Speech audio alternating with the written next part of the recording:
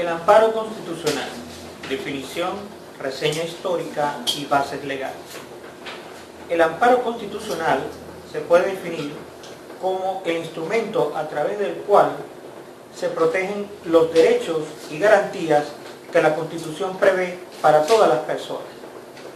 Este procedimiento es breve y está garantizado para todas aquellas personas cuando se le violen o esté inminente la violación de sus derechos y garantías constitucionales.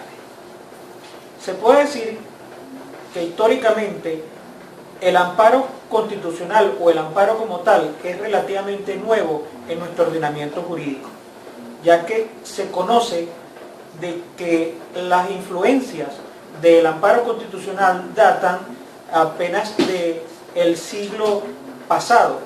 Sin embargo, se sabe que las influencias principales son la influencia anglosajona en lo que se refiere al habeas corpus y a los derechos y garantías de las personas. Otra influencia que se dice es de gran importancia en lo que se refiere a la medida de amparo constitucional venezolana, se refiere a la mexicana, sobre todo en 1841, en la Constitución del Estado de Yucatán. Sin embargo, este tipo de medidas de amparo solamente se reflejaban en ese estado y no al Estado mexicano como tal. Ya en Venezuela, en el año de 1947, en la Constitución de ese año, se esboza de manera muy efímera los derechos y deberes de los ciudadanos. En la Constitución de 1961 ya se establece lo que es el amparo sobre derechos y garantías civiles, y posteriormente con la Constitución de 1999, en el año se consagran, todo lo que se refiere a los derechos y garantías constitucionales, sobre todo en el artículo 43 al 50. Desde el punto de vista de su basamento legal, el amparo constitucional está establecido en el artículo 27 de la Constitución de la República Bolivariana de Venezuela, que dice que toda persona tiene derecho a ser amparada por los tribunales de la República ante la inminente violación o la violación de sus derechos fundamentales, estén o no estén, ¿verdad?, establecidos en la Constitución, siempre y cuando esto sea inherente a la persona.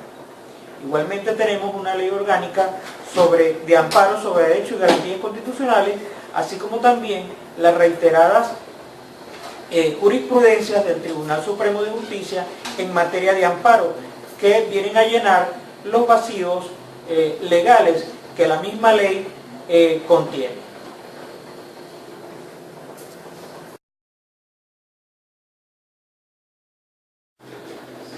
Principio del procedimiento de amparos. Principio de su variedad y brevedad del amparo constitucional contemplado en el artículo 27 de la Constitución de la República Bolivariana de Venezuela. Es de carácter urgente el procedimiento de amparo, ya que va a dirimir lo que es el conflicto de derechos y garantías fundamentales. Otro principio es el principio de bilateralidad del proceso de amparo. Ese garantiza el derecho a la defensa. Otro principio es el principio de carácter de orden público. Ese carácter de orden público es que el Estado como tal va a vigilar la inviolabilidad de los derechos y garantías constitucionales. El otro principio es el principio de igualdad procesal. No puede existir preferencia ilegítima sobre las partes a quienes deben garantizar de las mismas posibilidades y oportunidades de presentar pruebas de sus alegatos. El otro principio es el principio de gratuidad del proceso de amparo. Se permite el libre acceso a los tribunales para poder lograr y establecer cualquier situación jurídica infringida de carácter constitucional. Otro principio es el principio de doble instancia en el proceso de amparo. Se garantiza el derecho a recurrir la sentencia para ser revisada jerárquicamente. Otro principio es el principio de la escritura y oralidad. Esa es la combinación de los elementos orales y escritos, con el predominio siempre del primero.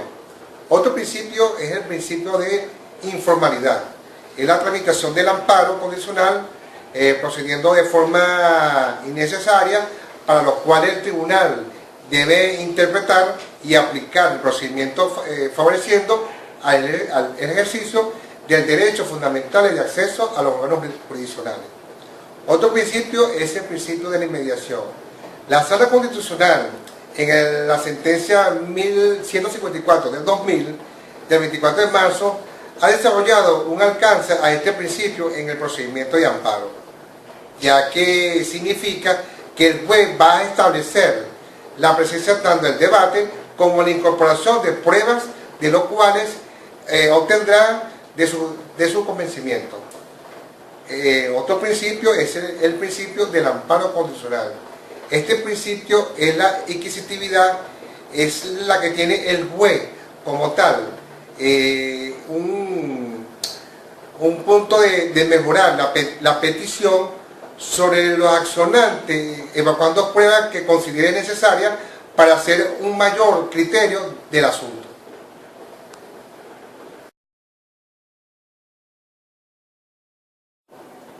Tipos de amparo constitucional.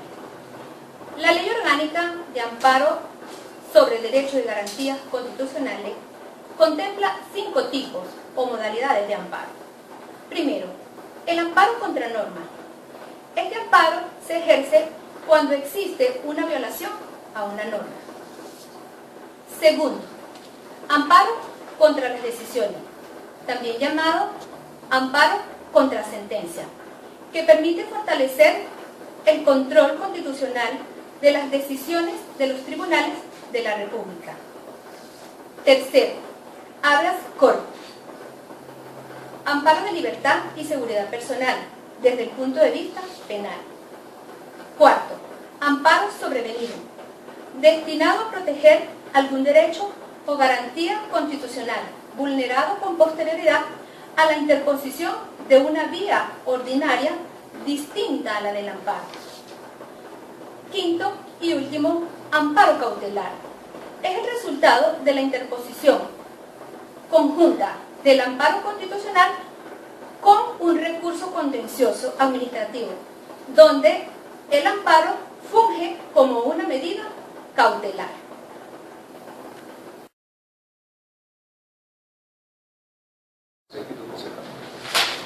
Competencia en el amparo cautelar en materia de constitución administrativa. Debemos hacer mención a la Sala Constitucional de nuestro Tribunal Supremo de Justicia. La competencia, de manera reiterada, de vía jurisdiccional, ha dicho en sentencia 31 de mayo de 2001, la sentencia 887, dice que el amparo cautelar es una suerte de accesorio de la causa principal. Cuando me refiero a la causa principal, es la causa que se va a dilucidar, es el recurso en nulidad del contencioso administrativo, donde los accesorios sequitur principales en latín significa que la suerte del accesorio corre el destino de lo principal. Nuestro sistema jurídico establece un mecanismo de acceso de la tutela judicial efectiva a todos los ciudadanos, sean venezolanos o no venezolanos, extranjeros, personas naturales o personas jurídicas, donde en el artículo 9 de la Ley Orgánica de Amparo Constitucional sobre Derechos y Garantías contempla en aquellos lugares de la distribución geográfica territorial de Venezuela cuya competencia en los tribunales no sean de primera instancia o superiores, puede incoarse ese recurso de amparo cautelar en los tribunales del municipio. Y en el artículo 9 desarrolla el mecanismo donde, una vez recibida, admitida en el tribunal del municipio, tiene 24 horas para este tribunal referirlo al tribunal competente superior, de acuerdo a su circuito judicial. Hablando de competencia, hemos hablado de la competencia de la cual determina la Sala Constitucional de la República Bolivariana de Venezuela. Hablamos también de la competencia de los tribunales de municipio o tribunales superiores. Y también en materia electoral, la Sala Electoral del Tribunal Supremo de Justicia dice que solamente va a conocer de aquellas materias en asuntos electorales donde ha sido vulnerado el derecho. Por lo cual, en sentencia la 293 de fecha 26 de julio del año 2000, especifica la competencia de la sala electoral para admitir estos recursos por parte de los ciudadanos. Vamos a hablar quiénes son los legitimados en el proceso de amparo cautelar. Hay dos grupos, los legitimados activos y los legitimados pasivos. Vamos a cerrar los legitimados activos. Cuando hablamos de legitimados activos estamos hablando de aquellas personas naturales y jurídicas, ciudadanos o no ciudadanos, que se encuentren en territorio de la República Bolivariana de Venezuela, donde han sido vulnerados sus derechos, ya sean derechos constitucionales o derechos consagrados en cualquier ley orgánica o resoluciones o reglamentos en nuestro sistema legislativo. ¿Qué sucede? Estas personas se califican como legitimados activos, donde va a activar el sistema jurídico nacional para ejercer la tutela efectiva judicial del Estado, con el único propósito de que sean resarcidos sus derechos vulnerados o su indemnización patrimonial en el supuesto caso que sean vulnerados esos derechos personales o patrimoniales. Ahora bien, por otra parte tenemos los legitimados pasivos. El legitimado pasivo recae esa responsabilidad en los órganos del Estado o el Estado de la nación o la administración pública. ¿Por qué? Porque ellos de manera por omisión, de manera de resolución de actos administrativos, vulneran los derechos o patrimonio de todas estas personas que hemos desarrollado anteriormente como legitimados activos.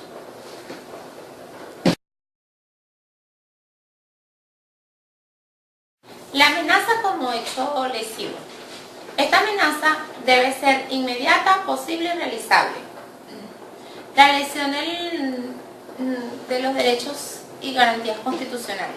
Esta consiste básicamente en aquellas lesiones de aquellos derechos y garantías constitucionales consagradas en nuestra Carta Magna que sean inherentes a las personas.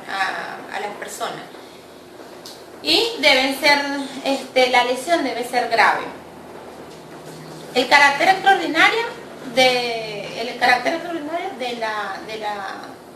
la lesión. Amenaza como hecho lesivo. Esta amenaza debe ser posible, inmediata y realizable. La lesión de un derecho y garantías constitucionales. Esta consiste básicamente en la violación de derechos y garantías constitucionales inherentes a las personas consagradas en nuestra Carta Magna. Y la lesión debe ser de carácter, debe ser grave. El carácter extraordinario del amparo constitucional. Esta solicitud de amparo debe ser de carácter extraordinario, ya que tiene que ver con derechos y garantías inherentes a las personas. Y no debe emanar de decisiones del Tribunal Supremo de Justicia, ya que el Tribunal Supremo de Justicia es nuestra máxima instancia.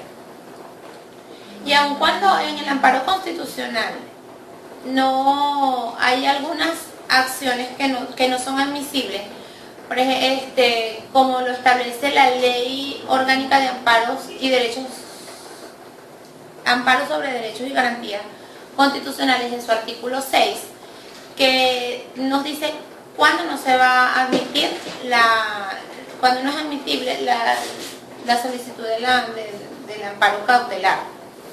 En el artículo 6, numeral número 7, establece que en casos de excepción no va a ser admitido la solicitud del amparo, pero por jurisprudencias reiteradas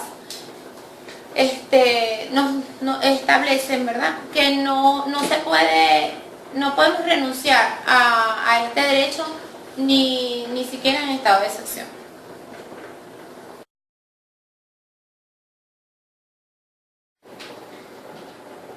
Procedimiento en el amparo cautelar. Debemos tomar en cuenta que el recurso de amparo cautelar es secundario, es accesorio de un recurso principal, que es un recurso administrativo contencioso de nulidad. Esto quiere decir entonces que son los tribunales contenciosos de la República los que tienen o están facultados para hacer esta revisión. Los pasos que lleva este procedimiento está contemplado tanto en la Constitución de la República Bolivariana de Venezuela como en jurisprudencia emanada de la Sala Político-Administrativa del Tribunal Supremo de Justicia. Como es un recurso secundario, primero se revisa el recurso primario, que es el administrativo contencioso de nulidad. Si este no cumple con las condiciones previstas en la ley, se termina el juicio y se archiva el caso, y ni siquiera se revisa el segundo recurso. Si por el contrario el recurso administrativo cumple con todas las condiciones, se pasa entonces a revisar la solicitud del recurso de amparo cautelar. Para que sea procedente deben concurrir 4 condiciones. Estas son el fumus boni iuris, que es la presunción del buen derecho. También deben estar presentes el periculum in mora y el periculum in dani, que es la posibilidad de que ocurra algún daño en el tiempo que se resuelve el recurso principal. Y por último, también debe verlo el juez, la ponderación de los intereses que están en juego en ese recurso. Si se cumple con estas 4 condiciones, se decreta el amparo cautelar. Una vez que es publicado, detiene, su efecto principal es detener la consecuencia del recurso administrativo mientras se resuelve la causa de nulidad. Apelación del amparo cautelar. Una vez publicada la sentencia, se tienen 3 días para realizar el recurso de apelación, que se oirá en un solo efecto, a menos que la sentencia fuese emanada de una instancia superior, que generalmente trata los casos de los altos funcionarios del gobierno.